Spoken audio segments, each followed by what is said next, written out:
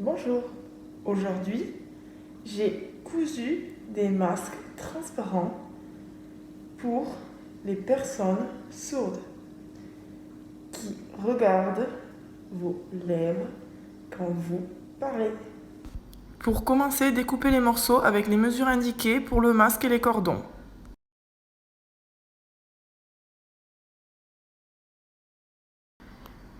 Pour commencer, placez le morceau de plastique sur un des plus grands morceaux de tissu, c'est-à-dire 9 cm de large, en le plaçant à mi-hauteur.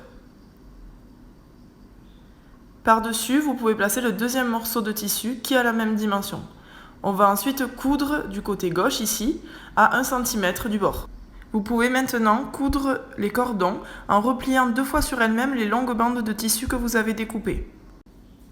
Alors maintenant, sur le morceau de tissu que nous avons cousu, nous allons coudre le haut et le bas à la machine à toujours à 1 cm du bord. Nous allons intégrer à l'intérieur les cordons. Il faut les tourner vers l'intérieur puisque la partie sera retournée. Il est important de faire attention de ne pas prendre le plastique dans la couture. Voilà le résultat obtenu. On est cousu en haut sur le côté et en bas, les cordons sont intégrés à l'intérieur.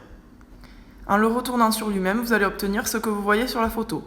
Il va maintenant falloir coudre l'extrémité en retournant le tissu un petit peu sur lui-même et coudre en surpiquant par-dessus. On répète ensuite les étapes précédentes sur les 2 morceaux de tissu qui nous restent et qui font à peu près 7 cm de large.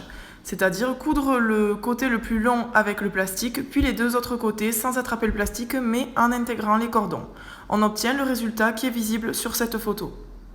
Vous allez obtenir un masque plat et symétrique. Je vous montre maintenant comment plier le masque. Il faut que l'extrémité en plastique touche l'extrémité latérale du masque, comme vous pouvez le voir ici. Donc ça fera un pli sur le côté et on va réaliser la même chose en face. Vous allez obtenir un masque avec des plis symétriques, mais évidemment pas de la même largeur puisque les tissus n'avaient pas la même largeur. Voilà le résultat. Le pli le moins large correspondra au nez et le pli le plus large au menton. C'est une question de confort. Pour le porter, on va avoir l'impression de le tordre, comme vous pouvez le voir, de le retourner sur lui-même, puisque c'est plus adapté à la forme du visage. Voilà le résultat, vous avez terminé.